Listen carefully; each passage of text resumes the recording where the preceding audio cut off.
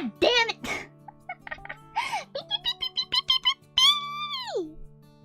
Hello? Hello? Yeah, I was muted. What's the song title? Alice in the Black Market. Just Alice in Black Market. Ah! Hello, chat. Hatoful boyfriend is still in the stream. Hashtags refresh. I should have removed it already. It's a boot stream. Damn, I wish I could read. Damn, have a family you need. I wish you could read too. So, this BGM ain't gonna fit the story. What do you mean? What do you mean? I do not have a dead pixel on my head, chat. Please don't start this again. How's your pain today? Better? Better? It's definitely better.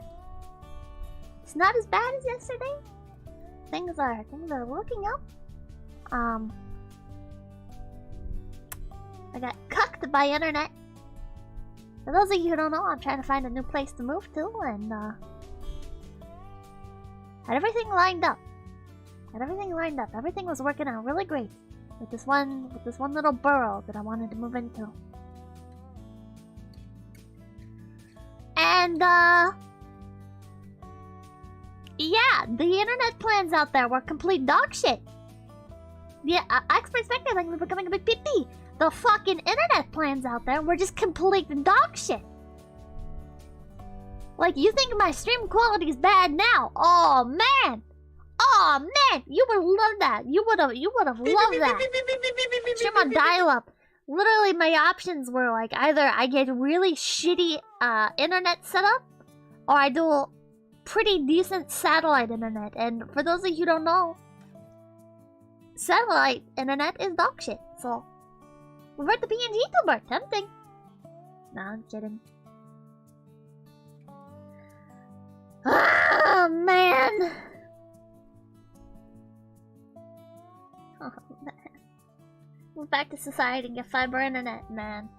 I wish more. Become the first ham tuber. Oh my god. I should have did this reading stream should have been me reading off the fucking ham radio manual. What's that book called? Ham radio license book thing. I don't remember what it's called. Houses come with internet now. No, you have to get internet set up at your place, but you can call ahead and you can ask internet service providers, hey, do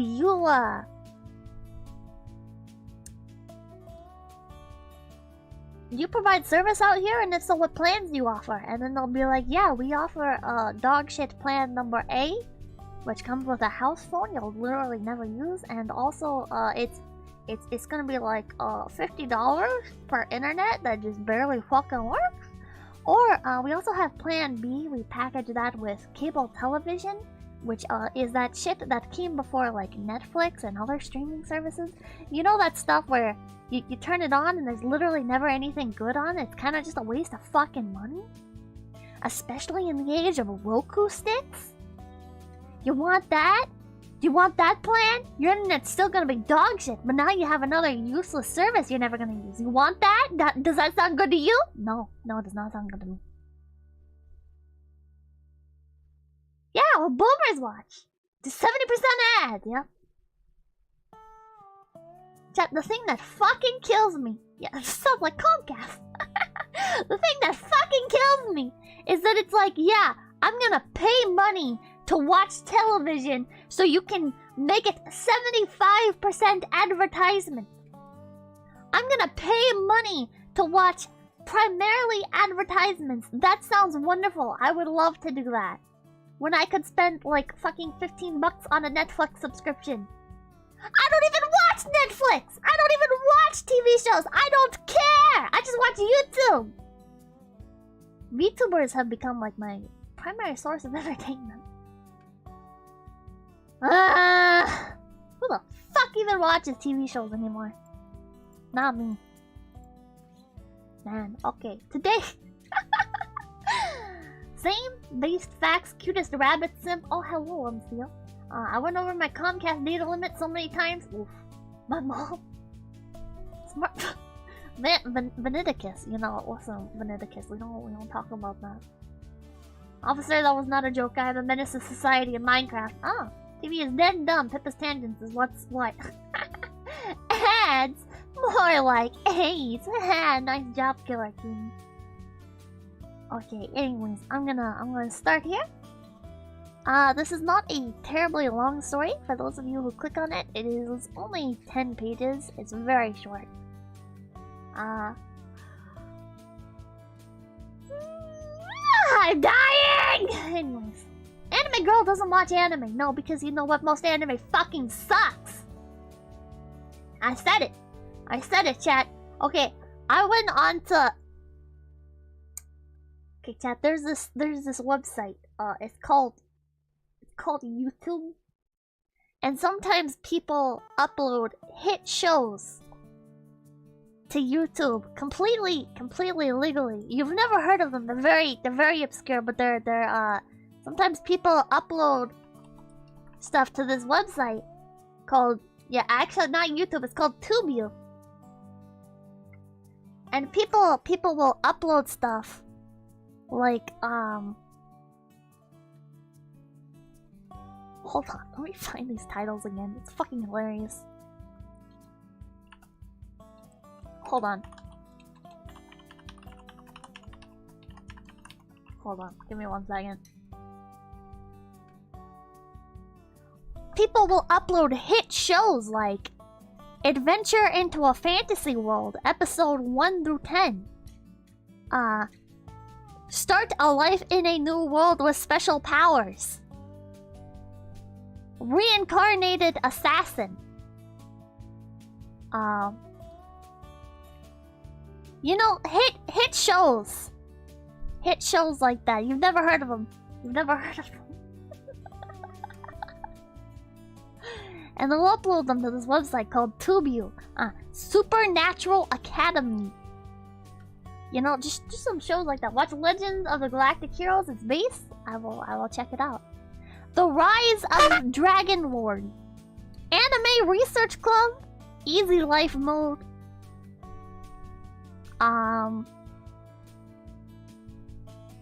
Stuff like that, you know. Mysterious Benefactor. You know, hit shows.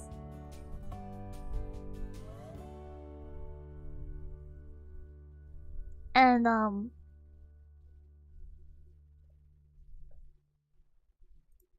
so sometimes I'll put stuff like that on, and I'm just sitting here like, holy shit, this is fucking awful. Holy shit, this is fucking awful. Magic Girl Maguka, yeah. God, it's like Kiss X Sis? Dude, I watched Kiss X Sis. Kiss X Sis. Fuck, tongue twister. Kiss X Sis? Because somebody uploaded it to Tubu. And there wasn't that much anime back then on Tubu. I heard another thing for the $20. I missed what that said. One moment. And I was a little bit traumatized. I have vivid memory. It wasn't the worst thing. There were some very cute moments, but also my standards were a lot lower back then. You do a lot for me with your wholesome moments. It keeps me going more so than you think. I'm pulling with you. Hope your situation gets better so that I have hope for mine. This was better looking, but you too. Oh? Well, thank you for the $20, and I hope your situation gets better. So thank you for the well wishes on mine. Maguka was actually good. Maguka was actually good. But the large majority of anime is dog shit. The large majority of anime is dog shit. Yeah, Bucky no Paco? Yeah. I have trauma from watching Kiss X Sis though. I have some trauma from Kiss X Sis. Boku no Peko, yeah.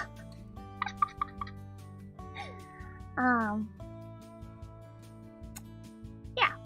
That's also how I found out about Lucky Star. Sturgeon's Law, 90% of everything is crap. Yeah, but it's like, I don't know why, but like, bad anime is just... Maybe it's because I'm not the demographic, but it's like, it's just absolutely intolerable.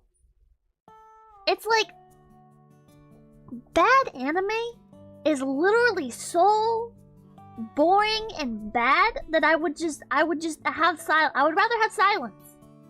I would rather rewatch YouTube videos that I've already watched before than watch generic anime. John Smith, Goku no Piccolo, yeah. It's like, Pippa, are you actually a normie?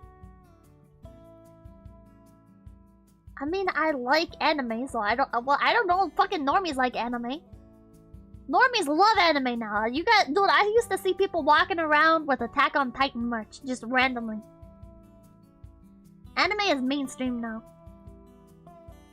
Pippa, believe it or not, it's not mandatory to watch bad anime.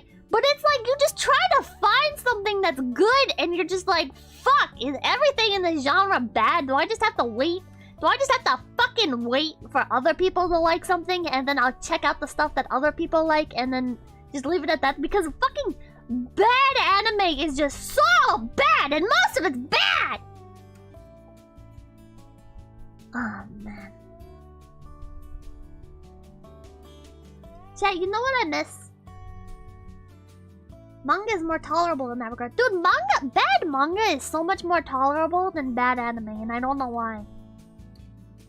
Maybe I just enjoy manga more than I enjoy anime, but like, if a manga is shitty, it's like, yeah, I can still put up with this. Like, oh, look at the pretty pictures. Oh, it doesn't feel that bad.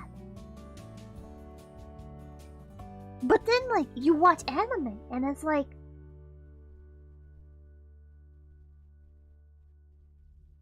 whoo! Because you can zoom through the manga. That makes sense. That makes sense. Gem butts. You can still use it as a coloring book. Do you guys remember when scanlators used to upload, like, self-colored in manga panels? Do you guys remember when that was like kind of a trendy thing to do, when scanlators would fucking color in manga? Terribly! They do it terribly in like GIMP, and the colors were so oversaturated, and everybody would just have the completely wrong fucking hairstyle. For some reason, it's like fucking the people scanlating these manga. It's like they never paid attention. I guess to the characters, because it's like they would always get such like just basic shit wrong. Just basic shit wrong. Like the fucking hair colors. Like god damn, like you see the characters' hair colors and stuff on the front of the manga a lot of the times. But man, guess I never got one of those. I kind of like how scanlating is its own creative thing. I like people's scanlations. I can't fucking stand a lot of official dubs that should come as a surprise to literally nobody. But I haven't read a lot of officially translated manga either. John Garrison, thank you for the $5. We need a charge. We need a charge man can watch along. Funimation. I won't keep my mouth shut. But I'll never. Let me go full. I will never forgive you, motherfuckers over at Funimation, for what you did to Miss Kobayashi's Dragon Maid. Fuck you. And fuck you for picking up interspecies reviewers. Just to say, oh, you know what? Nah. And you still have the fucking rights to it. You still have the fucking rights to it. Why? Why do you have this? Why do you keep the rights to it if you're not gonna fucking finish it, huh? Why? Why? Why? Who does this benefit? Why are you such assholes? Why? Why? Who hurt you? Who hurt you? Funimation, I just wanna know. I just wanna know why you're like this. Why did you do it, Funimation? Why?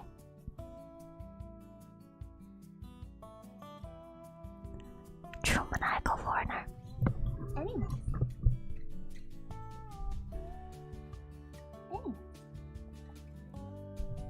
Your species was good. What are you talking about? I'm talking about the fact that Funimation bought the rights to interspecies reviewer. Like, they're the only company that's allowed to do a dub of it. And then, they decided, oh, we're getting a little bit of backlash for this. So we don't want to finish. We don't want to finish dubbing it. And they still have the fucking rights to it. They still have the rights to it. They dropped the series, but they're holding on to the rights to interspecies reviewers. So nobody else can dub it. Why? Why? Who does this benefit? Funimation has the reverse minus touch. Oh my god. They're just such Sorry. It's bullshit. It's bullshit. Okay, listen, Funimation, I don't know what you guys are like personally, okay? Listen, I'm sure you guys are lovely people, but whoever you have up there making decisions, why do you do this? Why? Why do the people making the decision... Actually, you know what? I was gonna say maybe you guys are nice people, but actually, you know what? Actually, I think there was a certain event that proved that you guys are not nice people.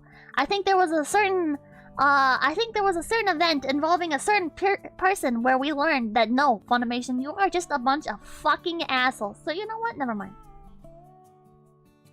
Let's read An Occurrence at Owl Creek Bridge. Let's read by Ambrose Bierce. Yeah, Mr. Lasagna. We can call him that, Mr. Lasagna. Filet mignon! Yeah, Mr. Filet Mignon. Okay, An Occurrence at Owl Creek Bridge by Ambrose Bierce. How many racial slurs in this book? I have no ideas. No idea.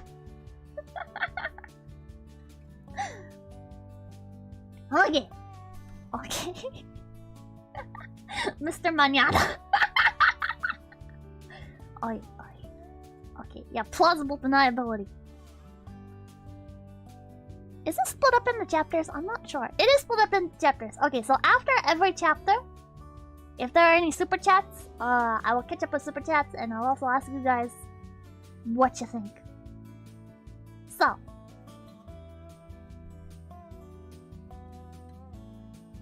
let me get comfy.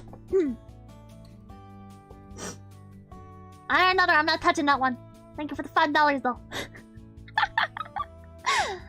Anyways, a man stood upon a railroad bridge in northern Alabama, looking down into the swift water 20 feet below. The man's hands were tied behind his back, the wrists bound with a cord. A rope closely encircled his neck. It was attached to a stout crossed timber above his head, and the slack fell to the level of his knees. Some loose boards laid upon the sleepers supporting the metals of the railway supplied a footing for him and his executioners. 2 private soldiers of the Federal Army, directed by a sergeant who in civil life may have been a deputy sheriff. At a short remove upon the same temporary platform was an officer in the uniform of his rank, armed. He was a captain. A sentinel at each end of the bridge stood with his rifle in the position known as support.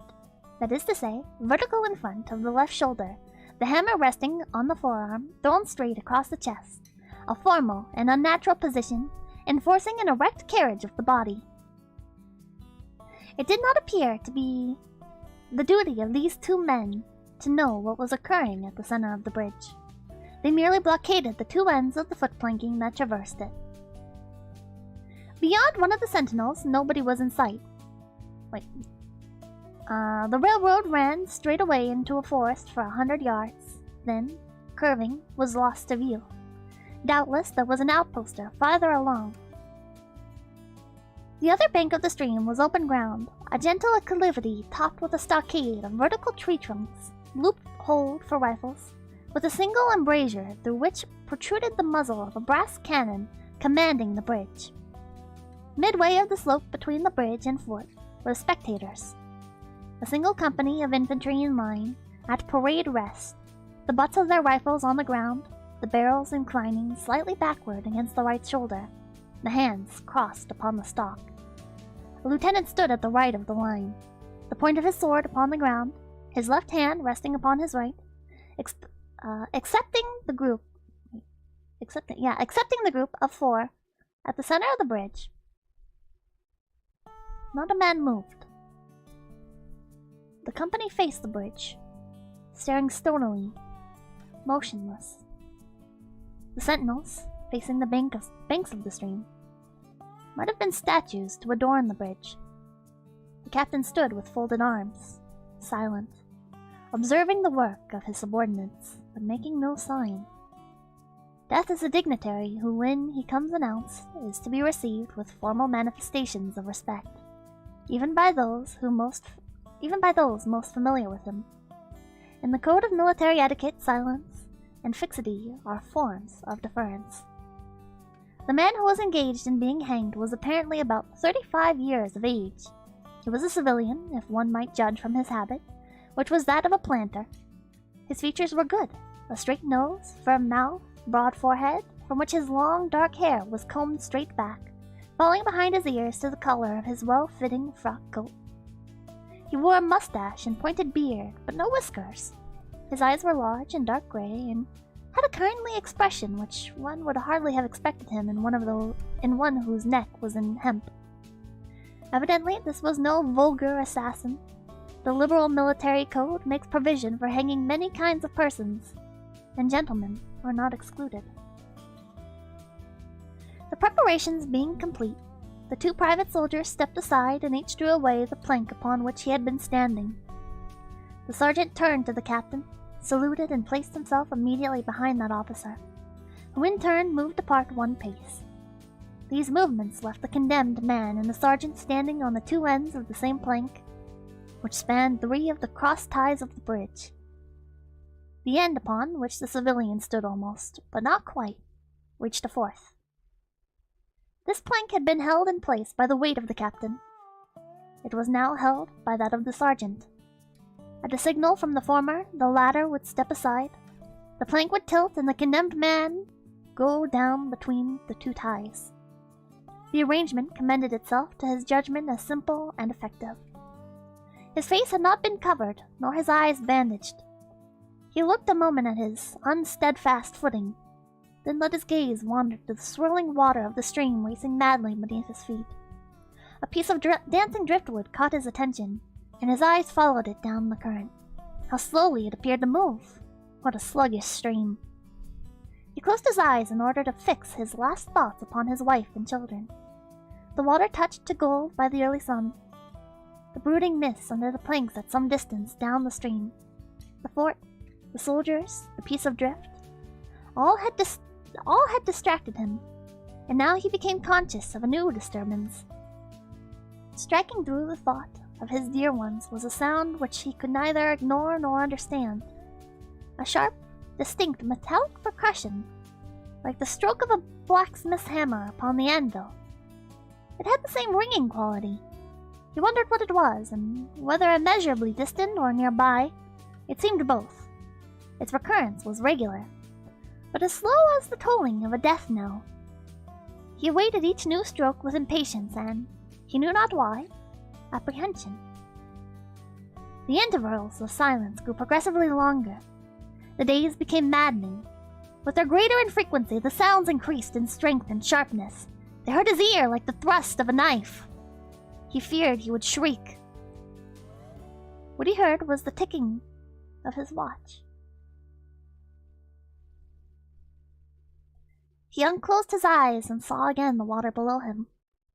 If I could free my hands, he thought, I might throw off the noose and spring into the stream. By diving, I could evade the bullets and, swimming vigorously, reach the bank, take to the woods, and get away home. My home, thank God, is as yet outside their lines. My wife and little ones are still beyond the invaders' farthest advance.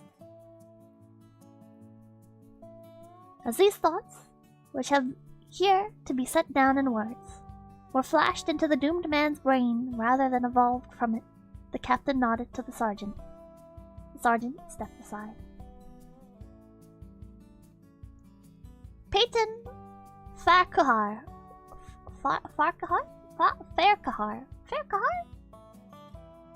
was a well-to-do planter. Oh wait, this is chapter 2. Okay, that was chapter 2.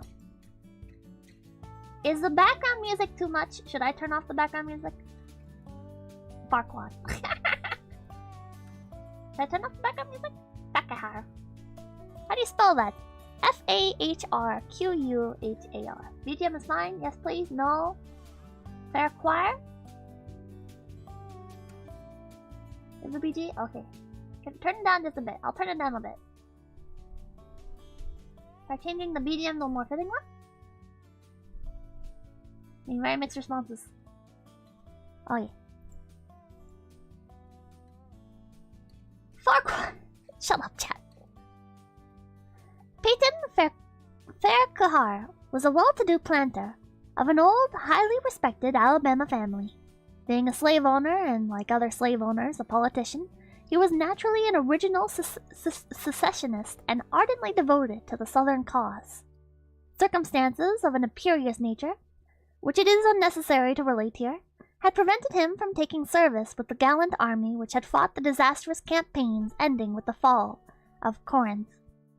And he had chafed under the inglorious restraint, longing for the release of his energies, the larger life of the soldier, the opportunity for distinction. That opportunity, he felt, would come, as it comes to all in wartime. Meanwhile, he did what he could. No service was too humble for him to perform in the aid of the South. No adventure too perilous for him to undertake if consistent with the character of a civilian who was at heart a soldier, and who in good faith and without too much qualification, assented to at least a part of the frankly villainous dictum that all is fair in love and war. I did not do that last line justice, One evening, while Faircahar and his wife were sitting on a rustic bench near the entrance to his grounds, a grey-clad soldier rode up to the gate and asked for a drink of water. Mrs. Faircahar was only too happy to serve him with her own white hands. While she was fetching the water, her husband approached the dusty horseman and inquired eagerly for news from the front. "The Yanks are repairing the railroads," said the man, "and are getting ready for another advance. They have reached the Owl Creek Bridge, put in order and built a stockade on the north bank. The commandant has issued an order, which is posted everywhere, declaring that any civilian caught interfering with the railroad, its bridges, tunnels, or trains will be summarily hanged. I saw the order." "And how far is it to the Owl Creek Bridge?" Faircahar asked. "About 30 miles. "Is there no force on this side the creek?"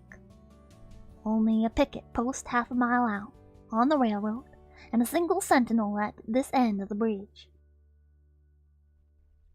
"Suppose a man, a civilian and student of hanging, should elude the picket post and perhaps get the better of the sentinel," said Faircahar, smiling. "What could he accomplish?" The soldier reflected. "I was there a month ago," he replied. "I observed that the flood of last winter had launched a great quantity of driftwood against the wooden pier at this end of the bridge. It is now dry and would burn like tow." So chat. The lady had now brought the water, which the soldier drank. He thanked her ceremoniously, bowed to her husband, and rode away. An hour later, after nightfall, he repassed the plantation, going northward in the direction from which he had come. He was a Federal scout. As Peyton Faircahar fell straight downward through the bridge, he lost consciousness and was as one already dead. From this state, he was awakened, ages later it seemed to him, by the pain of a sharp pressure upon his throat, followed by a sense of suffocation. Keen, poignant agony seemed to shoot from his neck downward through every fiber of his body and limbs. These pains appeared to flash along well-defined lines of ramification, and to beat with an inconceivably rapid periodicity. Periodicity?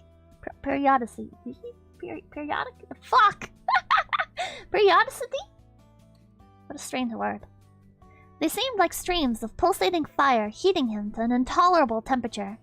As to his head, he was conscious of nothing but a feeling of fullness, of congestion. These sensations were unaccompanied by thought. The intellectual part of his nature was already effaced. He had power only to feel, and feeling was torment. He was conscious of motion, encompassed in a luminous cloud of which he was now merely the fiery heart, without material substance. He swung through unthinkable arcs of oscillation like a vast pendulum. Then, all at once, with terrible suddenness, the light about him shot upward with the noise of a loud plash. A frightful roaring was in his ears, and all was cold and dark. The power of thought was restored. He knew that the rope had broken and he had fallen into the stream. There was no additional strangulation. The noose about his neck was already suffocating him and kept the water from his lungs. To die of hanging at the bottom of a river, the idea seemed to him ludicrous. He opened his eyes in the darkness and saw above him a gleam of light. But how distant, how inaccessible! He was still sinking, for the light became fainter and fainter until it was a mere glimmer. Then it began to grow and brighten, and he knew that he was rising toward the surface. Knew it with reluctance, for he was now very comfortable. To be hanged and drowned, he thought. That is not so bad. But I do not wish to be shot. No, I will not be shot. That is not fair. He was not conscious of an effort, but a sharp pain in his wrist apprised him that he was trying to free his hands. He gave the struggle his attention, as an idler might observe the feat of a juggler, without interest in the outcome. What splendid effort! What magnificent! What superhuman strength! Ah! That was a fine endeavor. Bravo! The cord fell away. His arms parted and floated upward, the hands dimly seen on each side in this growing light. He watched them with a new interest as first one and then the other pounced upon the noose at his neck. They tore it away and thrust it fiercely aside, its undulations resembling those of a water snake. Put it back! Put it back! He thought. He shouted these words to his own hands, for the undoing of the noose had been succeeded by the direst pang that he had yet experienced. His neck ached horribly. His brain was on fire. His heart, which had been fluttering faintly, gave a great leap, trying to force itself out at his mouth. His whole body was racked and wrenched with an insupportable anguish. But his disobedient hands gave no heed to the command. They beat the water vigorously with quick downward strokes, forcing him to the surface. He felt his head emerge. His eyes were blinded by sunlight. His chest expanded, convulsively, and was a supreme and crowning agony. His lungs engulfed a great draught of air, which instantly he expelled in a shriek. He was now in full possession of his physical senses. They were indeed... What is this word? Preternaturally. Preternaturally? Preternaturally? I'm gonna Google this. Preternatural. Oh, so it's like supernatural? No, it's just abnormal. Okay, preternatural. Preternaturally keen and alert. Something in the awful disturbance of his organic system had so exalted and refined them that they made record of things never before perceived. He felt the ripples upon his face and heard their separate sounds as they struck.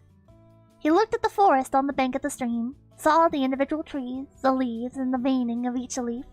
He saw the very insects upon them, the locusts, the brilliant-bodied flies, the gray spiders stretching their webs from twig to twig.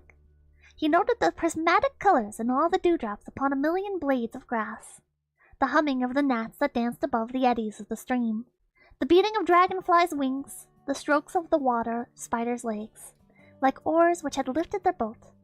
All these made audible music. A fish slid along beneath his eyes, and he heard the rush of its own body parting the water. He had come to the surface, facing down the stream. In a moment, the visible world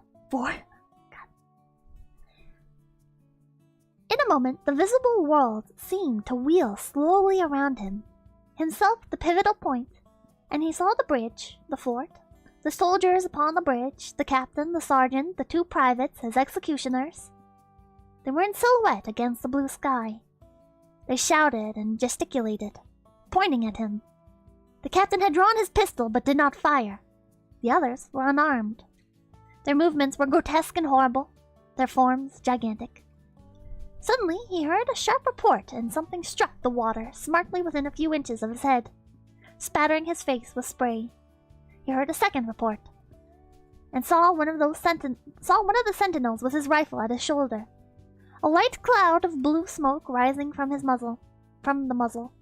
The man in the water saw the eye of the man on the bridge gazing into his own through the sights of the rifle. He observed that it was a gray eye and remembered having read that gray eyes were the keenest, and that all famous marksmen had them. Nevertheless, this one had missed. A counter-swirl had caught Farquhar and turned him half round. He was again looking into the forest on the bank opposite the fort. The sound of a clear, high voice and a monotonous sing-song now rang out behind him, and came across the water with a distinctness that pierced and subdued all other sounds, even the beating of the ripples in his ears. Although no soldier, he had frequented camps enough to know that the dread significance of that deliberate, drawling, aspirated chant. The lieutenant on shore was taking a part in the morning's work. How coldly and pitilessly, with what an even, calm intonation, presaging and enforcing tranquility in the men, with what accurately measured interval fell those cool words. "Attention, company! Shoulder, arms! Ready! Aim! Fire!" Farquhar dived as deeply as he could. The water roared in his ears like the voice of Niagara, yet he heard the dull thunder of the volley and, rising again toward the surface, met shining bits of metal, singularly flattened, oscillating slowly downward. Some of them touched him on the face and hands, then fell away, continuing their descent. One lodged between his collar and neck. It was uncomfortably warm, and he snatched it out.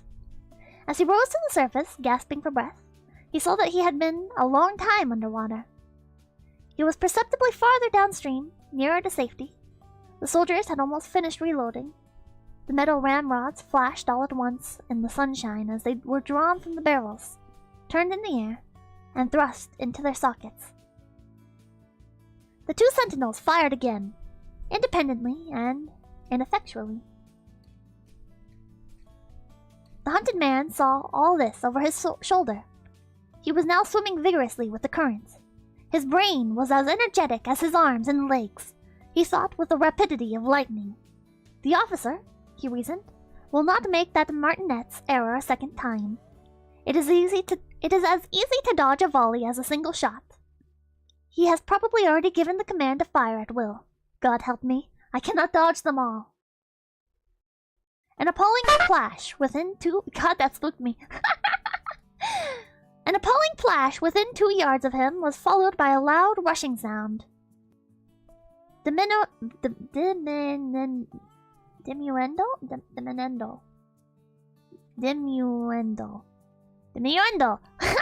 Which seemed to travel back through the air to the fort, and died in an explosion which stirred the very river to its deeps. A rising sheet of water curved over him, fell down upon him, blinded him, strangled him. The cannon had taken a hand in the game. As he shook his head free from the commotion of the smitten water, he heard the deflected shot humming through the air ahead, and in an instant it was cracking and smashing the branches in the forest beyond. They will not do that again, he thought. The next time they will use a charge of grape. I must keep my eye upon the gun. The smoke will apprise me. The report arrives too late. It lags behind the missile. That is a good gun. Suddenly he felt himself whirled around and round, spinning like a top. The water, the banks, the forest, the now distant bridge, fort, and men, all were commingled and blurred. Objects were represented by their colors only, circular, horizontal streaks of color. That was all he saw. He had been caught in a vortex, and was being whirled on with a velocity of advance and gyration that made him giddy and sick. In a few moments he was flung upon the gravel at the foot of the left bank of the stream, the southern bank, and behind a projecting point which concealed him from his enemies. The sudden arrest of his motion, the abrasion of one of his hands on the gravel, restored him, and he wept with delight. He dug his fingers into the sand, threw it over himself in handfuls, and audibly blessed it. It looked like diamonds, rubies, emeralds. He could think of nothing beautiful which it did not resemble. The trees upon the bank were giant garden plants. He noted a definite order in their arrangement, inhaled the fragrance of their blooms. A strange rosette of light shone through the spaces among their trunks, and the wind made in their branches the music of Aeolian harps. He had no wish to perfect his escape. Was content to remain in that enchanting spot until retaken. A whiz and rattle of grape shot among the branches high above his head roused him from his dream. The baffled cannoneer had fired him a random farewell. He sprang to his feet, rushed up the sloping bank, and plunged into the forest. All that day he traveled, laying his course by the rounding sun. The forest seemed interminable. Nowhere did he discover a break in it, not even a woodman's road. He had not known that he lived in so wild a region. There was something uncanny in the revelation. By nightfall, he was fatigued, footsore, famishing. The thought of his wife and children urged him on. At last he found a road which led him in what he knew to be the right direction. It was as wide and straight as a city street, yet it seemed untraveled. No fields bordered it, no dwelling anywhere. Not so much as the barking of a dog suggested human habitation. The black bodies of the trees formed a straight wall on both sides, terminating on the horizon in a point, like a diagram in a lesson in perspective. Overhead, as he looked up through his rift in the wood, shone great golden stars looking unfamiliar and grouped in strange constellations. He was sure they were arranged in some order which had a secret and malign significance. The wood on either side was full of singular noises, among which once, twice, and again, he distinctly heard whispers, and an unknown tongue. His neck was in pain, and lifting his hand to it, found it horribly swollen. He knew that it had a circle of black where the rope had bruised it. His eyes felt congested. He could no longer close them. His tongue was swollen with thirst. He relieved its fever by thrusting it forward from between his teeth into the cold air. How softly the turf had carpeted the untraveled avenue. He could no longer feel the roadway beneath his feet. Doubtless, despite his suffering, he had fallen asleep while walking, for now he sees another scene. Perhaps he was merely recovered from a delirium. He stands at the gate of his own home. All is, he left it, and all bright and beautiful in the morning sunshine. He must have traveled the entire night. As he pushes open the gate and passes up the wide, white walk, he sees a flutter of female garments.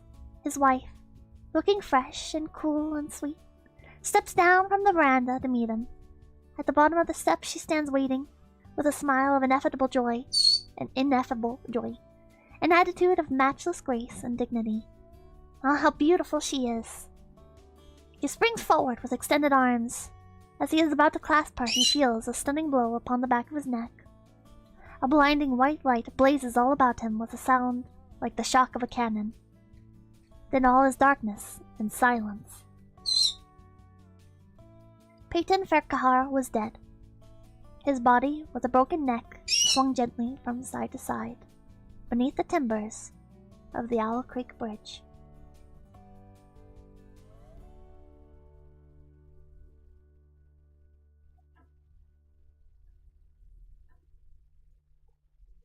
And that's the end. That's the end. Wow, I feel like I really burned through that. It was all a dream, bros. It was, I guess, when people say that, you know, some people say that, like, could you read it again now? You know, people say, like, oh, before you die, you see a white light, or you see your loved ones. I wonder if perhaps it was that. Not really a dream, but rather a wish or want. His life flashed before his eyes. But I just arrived. Rewind the stream!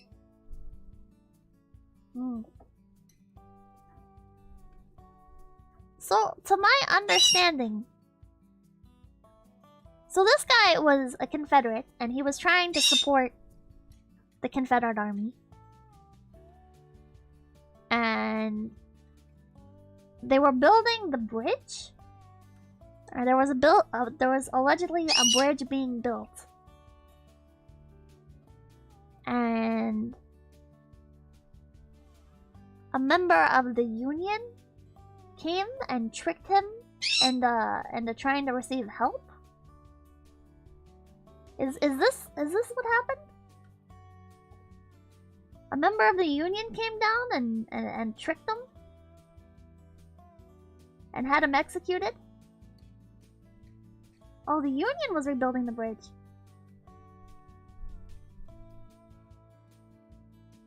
Because, the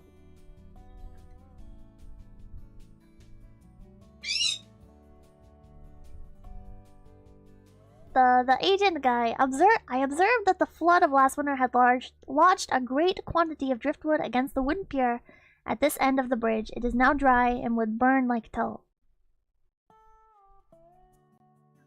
So, this guy tricked 𝐵𝐴𝐻 into going to burn the driftwood that had accumulated at the bridge.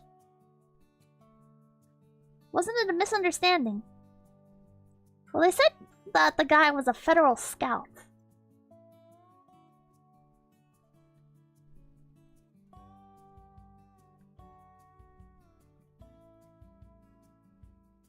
So...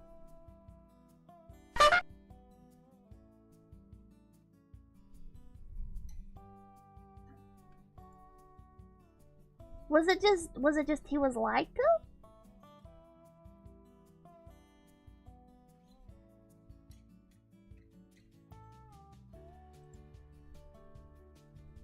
He told his plans to the feds. To my understanding, he was a federal scout implies that it was a member of the union that had deceived 𝐵𝐴𝐻 into burning the bridge, or into burning the driftwood, which would look like treason. And then the scout thought he was a Confederate soldier and he baited him. Hello there, Southern man. You hate the North, right? What if I told you where to light this bridge on fire? Yeah, the Federalists were the Union, yeah.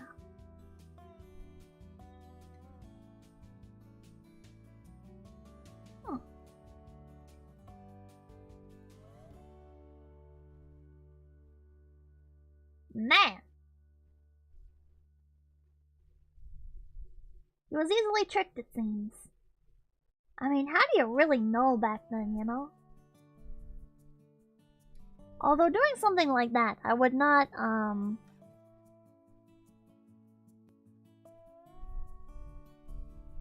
don't know, like, I just wouldn't... I don't know, like, were they that quick to execute back then? Like... Well, the disconnect between the story and the BGM very Pipkin. Man! He had guilt over not serving in the army, so he wanted to contribute. It's not like he had been consistently contributing. Bridges were destroyed to halt Union advances. Confed had very little railway control, so they destroyed it where they had no use for it. They killed horse thieves back then.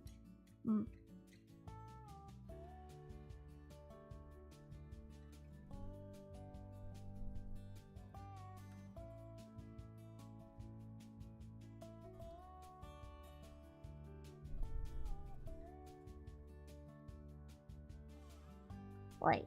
Slingo, thank you for becoming a big peepee.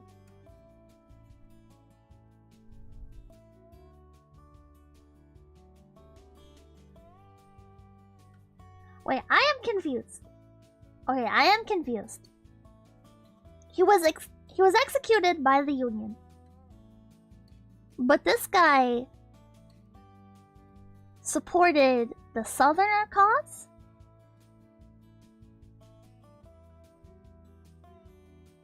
Yeah, so did they just take... They didn't take him right then and there. They waited for him to get to the bridge and then they killed him?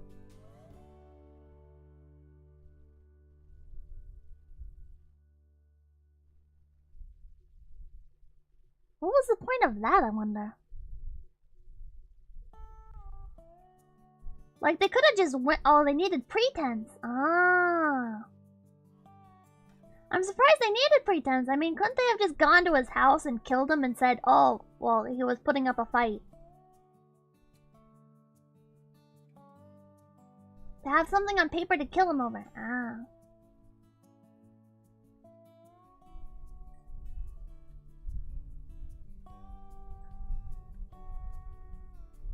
Okay, so I get it. So it was the Union was sitting at the bridge, basically,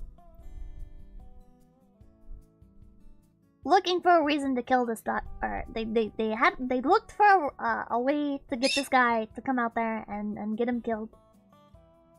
That was a dumb way of wording that. They wanted to have an official reason to kill this guy. They pretended to be part of the Confederates. And approached him. They entrapped him. And then the Union was there and arrested him and had him killed. Simply coaxed him into action. Manipulation, yeah. He knew that it was a Fed. How did he know that it was a member of the... Wait. The twist ending, I think, is what makes it a classic. Yeah, I mean, that is what makes it a classic, but I'm confused here about why he went and did this. Because of the Scout's uniform. I don't think he... That's what I'm saying, is I don't think he knew that this guy was a member of the Union.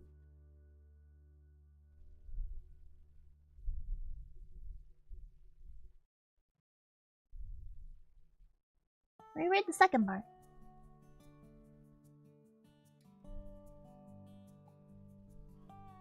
He knew, he said it was a Federalist Scout.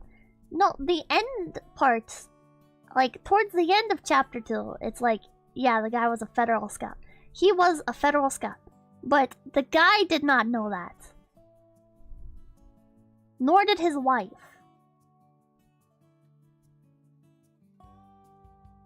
One evening, while Farquhar and his wife were sitting on a rustic bench near the entrance to his grounds, a grey-clad soldier rode up to the gate for a drink of water. Miss Farquhar was only too happy to serve him. And then he said, "The Yanks are repairing the railroads," said the man, "and are getting ready for another advance." So yeah, this guy was false flagging. Yeah. The beginning of the story was why. It explained it. They wanted the glory without the servants. Yeah, it's just some people were saying that the guy that approached him, like, he knew that he was, Farquhar knew that the guy was a member of the Union when he approached him, but then that doesn't make sense.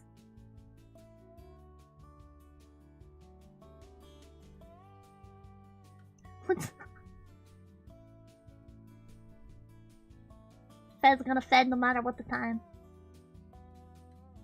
Yeah, I think they were fooled if they knew all along, then become absurdist work instead of horror, yeah. All this confusion for a page, imagine an entire fight! I was just... People were saying, like, oh! They knew, and it was throwing me off. It was throwing me off. There might not have even been any deception. It seems like he just tried to sabotage the bridge and got caught. No, I disagree. I disagree. Because this was a Federal Scout, so this was a Federalist.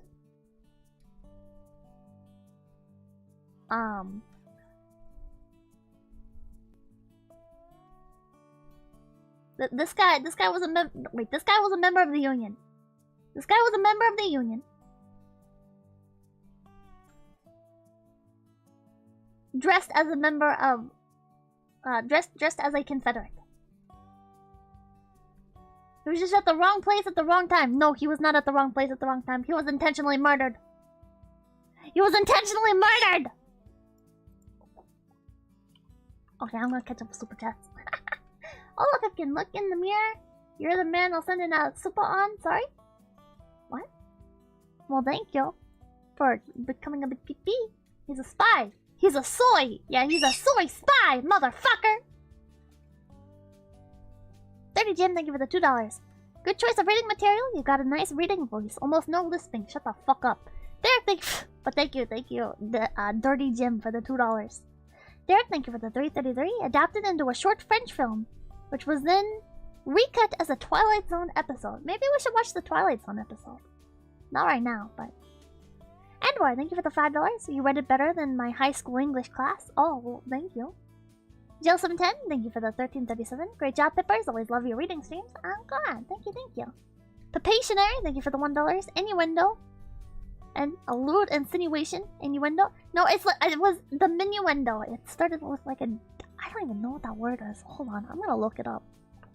I hate that so much. Like, I feel like I have a pretty good vocabulary, but then some stuff just pops up where I'm just like, what the fuck?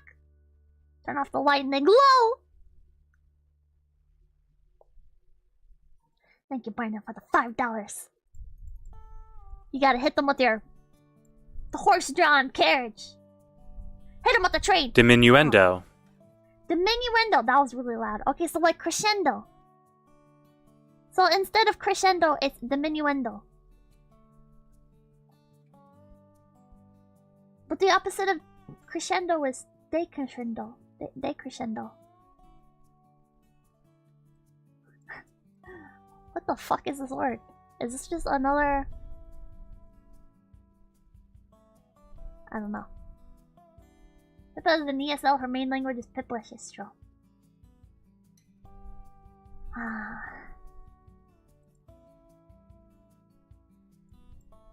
Okay. I was gonna do something and then I forgot. I learned what diminuendo is in orchestra. Ah.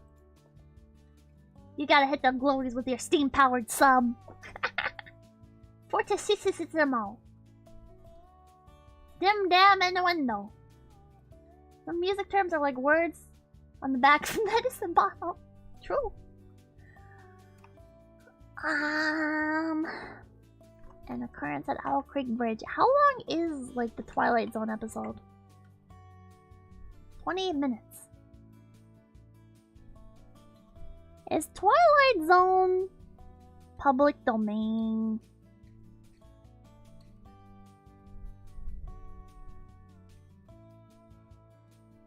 Is this public domain? No?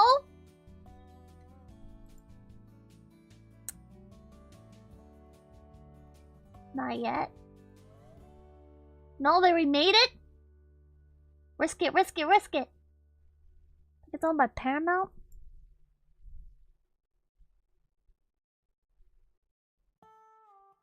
Almost no dialogue. Would they even be able to copyright strike me? There's like no dialogue. I was clicking though. I'm not gonna risk it. I'm not gonna get in trouble. I'm not gonna get in trouble. Stream TV shows on Twitch. Yeah, we gotta go over to Twitch to do that. Sorry, guys.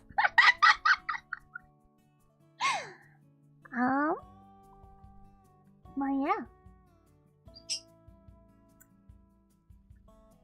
Kind of a stream on the shorter side, but I am gonna call it here. I have a very, very busy week. I have a lot more shit to do today as well. And it's fucking 10 o'clock. Is the Fishman still pushing you to do some Twitch streams? Yeah, we're supposed to do more Twitch stuff. I was talking with him and I was thinking like once a week, but I'm supposed to pick a day to do the Twitch streams on, but I don't know which day would be good. I really don't like the idea of sacrificing one of my current days, but maybe when I move into a new place it'd be easier to do. Maybe I could double up or something. I don't know. I don't know. Derek, thank you for the 333. Adapted into a short film which was then recut as a Twilight Zone episode.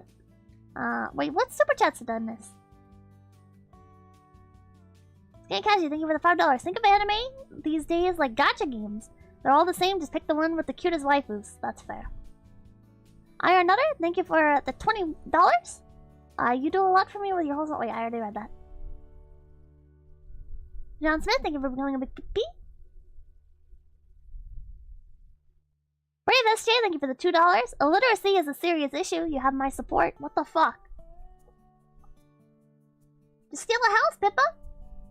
Squatter laws, I mean, squatter laws. Don't tempt me. Nah, I've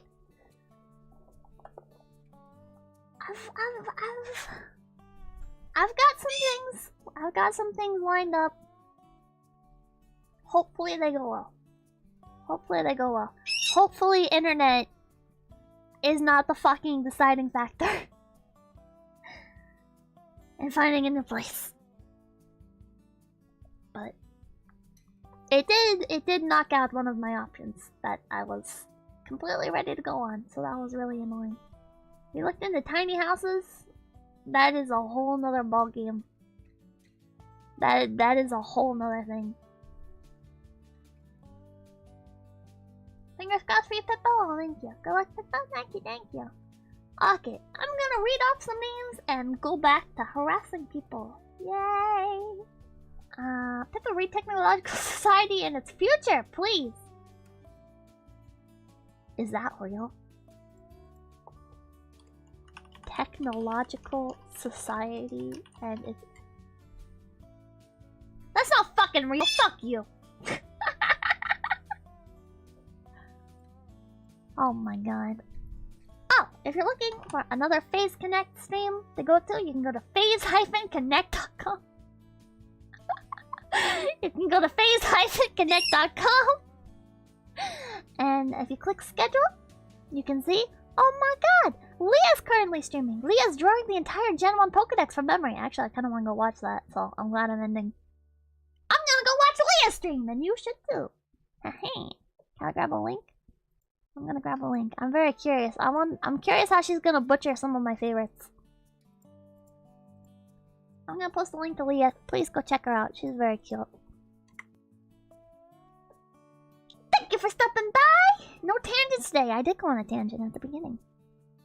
Aegis, A Dog, GK Lark, AKFS, Odwin, Jackie, Belmont, Berserk Rage, One Free Counterfeit, Florbo Sagbag, John Smith, GK Lark, Brian Lane, Valthian, John Garrison, Rampissy, Osloy Road, Panic Slayer, it's Mother Fest! Grant, Tuesday Green, Frank Cabano, the Sword Art Online Decorating Association, Zek Jelicide, Getsufuma, Man of Wars, John Garrison, Mr. Mannequin, Fuddleton, Kenshi Akuma, Kakia Delamos, Gonako, Edible Bergman, Archive Row, Zenkro, Trumpet Land Manager, Gregory Smirnov, Goshawk, Krampus, Andor, Skinkachi, Mr. Chewy, Mal Roadkill, Getsufuma, Beef Pie, Killer King, Dick Dickerson, Dead Macking, Skinakaji, Blazing Houndle. Oh look, Houndle, the Leah stream will be perfect for you. XYZ, Argo Blargo, David Flores, Hasteri, Dow Twist, Sigma Zero, Eric Jimenez, Woma, Guedes. Should check out a book that ranked 5th in 2017, 1st in 2018 and 2019, and 2nd in 2022. Takajira Masha's annual light novel guide book, Kono Light Novel Gasugoi, in Tankobon category. Can you post that in the Discord? I'll have to go look that up. Mr. Car Guy, Bingo Panic, The Jester One, Freeze, Adamantari, Cinnamon Roll, Firebrand, D-Lo, Moon Berserker. Did I say Freeze already? I don't know. Vapid, Wisconsin, Crocodillinate. It's a sentence of a book. Oh my fucking god, it's a sentence of a goddamn fucking bookworm. Thank you, Stop Not Senior. Thank you. Fuck this. God fucking damn it, Guidas. This motherfucker went onto my Reddit thing. Man, you guys know how I post on Reddit? You guys know how I post on Reddit every time I go live?